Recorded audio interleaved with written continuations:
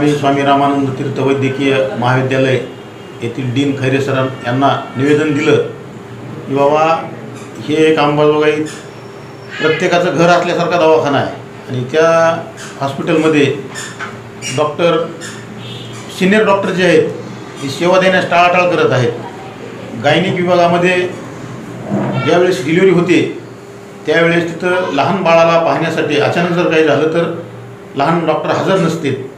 तसेच ortho surgery सर्वच विषयात याचे ऑपरेशन पेंडिंग आहेत। असे बरेच विषय सिटी स्कॅन मशीन बंद आहे।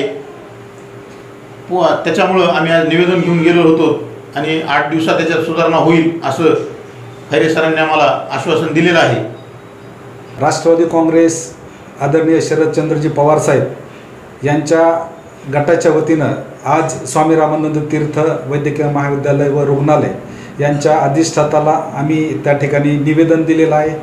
त्या निवेदनामधल्या आमच्या एक 7-8 मागण्या आहेत। त्याच्यामध्ये प्रामुख्यानं अनेक वेळेसची आमची मागणी होती की आपलं अंबाजोगाई येथील स्वामी रामानंद तीर्थ वैद्यकीय महाविद्यालय व रुग्णालय हे आशिया खंडातील ग्रामीण भागातलं एकमेव रुग्णालय आहे आणि या भागातील जे काही रुग्ण येतात त्यांना सिटी स्कॅनसाठी परळी किंवा केज या ठिकाणी जाण्याची वेळ येते। ही खरोखर आपल्यासाठी दुर्दैवाची बाब आहे। याच्यासाठीची आम्ही अनेक वेळा त्यांच्याकडं सिटी स्कॅन सुरू व्हावा याच्यासाठीची मागणी केली होती।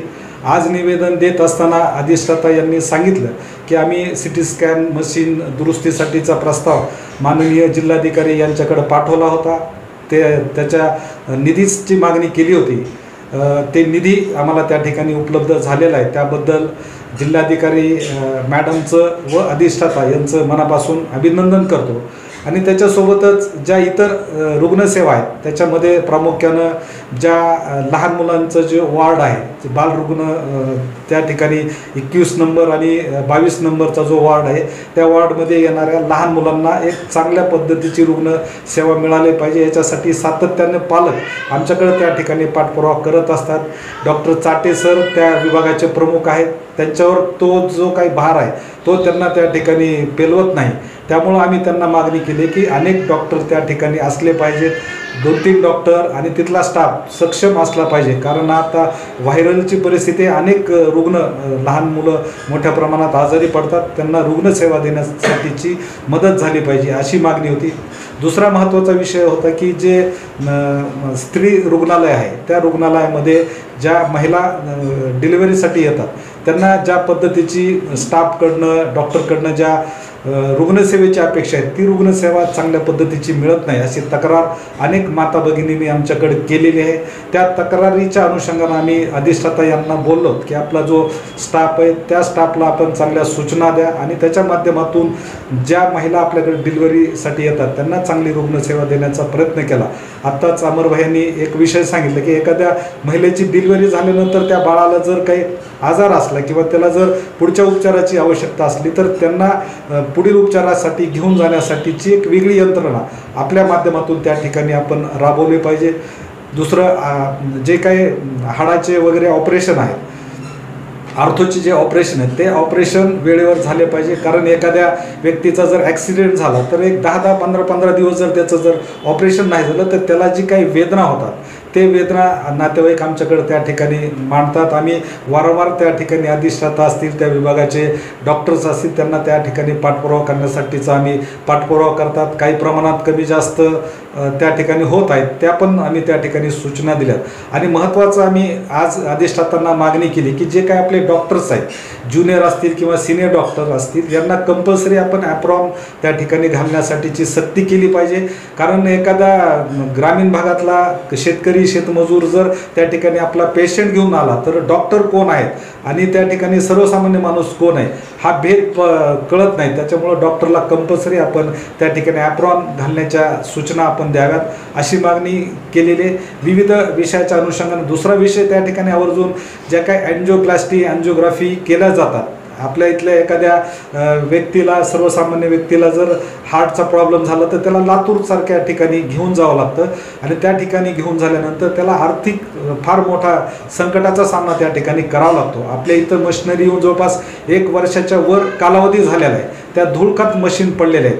आपल्या या भागातले जे काही लोकप्रतिनिधी आहेत ते रस्ते नाली याच्यामध्ये कोट्यावधीचा पैसे खाण्यामध्ये व्यस्त आहेत. त्यामुळं या सर्वसामान्य नागरिकांच्या बाबीकडे त्यांनी लक्ष दिलं पाहिजे, हे मी या ठिकाणी आवर्जून आपल्या माध्यमातून सांगू इच्छितो. कारण या ठिकाणी येणारा जो वर्ग आहे तो गरीब वर्ग आहे, शेतकरी आहे, शेतमजूर आहे. मोठ्या अपेक्षेनं त्या ठिकाणी उपचारासाठी येतात. मोठे लोक तर खाजगी रुग्णालयामध्ये ते उपचार घेतात. त्यामुळं या ठिकाणची रुग्णसेवा अधिक चांगली झाली पाहिजे अशी मागणी आम्ही या ठिकाणी केलेली आहे.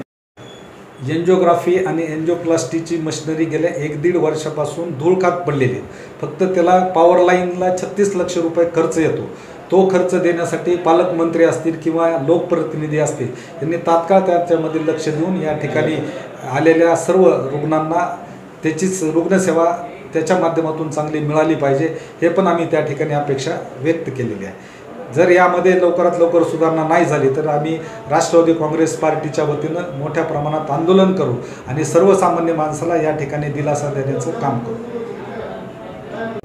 सर, बाहेर रुग्ण पेशंट येतात गमायला, त्यांच्यासोबत कधी कधी नातेवाईक नसते, त्यांना ब्लड देताना थोडं बेजार करून दिलं जाते. एखाद्या वेळेस त्यांच्यासोबत खरंच कोणी नसते तर त्यांना बेजार करून दिलं जाते. आता देतेच पण थोडं बेजार करून देते.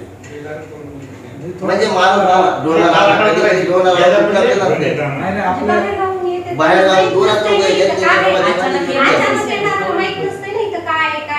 म्हणजे आपल्याकडं डॉक्टरने पण समजून सांगायला पाहिजे की हे असं करा तसं करा, ते सांगत नाही. बाकीचं बोलते तर जास्तीच काम. आपल्याकडे ब्लड बँकेत जर ब्लड साठी गेलं तर ते म्हणजे तुमचं नातं व्हायला पाहिजे. कारण व्यवस्थित भाषेत बोलत, असली भाषेमध्ये बोलल्यासारखं बोलते. एकतर एकेरी बोलते त्याच्याबद्दल काही नाही, पण जे एमडी डॉक्टर आहेत ते सुद्धा बोलताना असं व्यवस्थित बोलत नाही. कारण आता एखादा वयस्कर पेशंट आहे, त्याच्याबरोबरचा नातेवाईकांना बाहेर ठेवायचा. वयस्कर पेशंटला एवढं काही सांगता येत नाही. त्या नातेवाईकाला बाहेर ठेवायचं, बाहेरचे कर्मचारी त्यांना तिथं वेगळ्या भाषेमध्ये बोलतात, मध्ये आल्यानंतर डॉक्टर त्यांना पेशंटला वेगळं बोलतात. हे नाही व्हायला पाहिजे.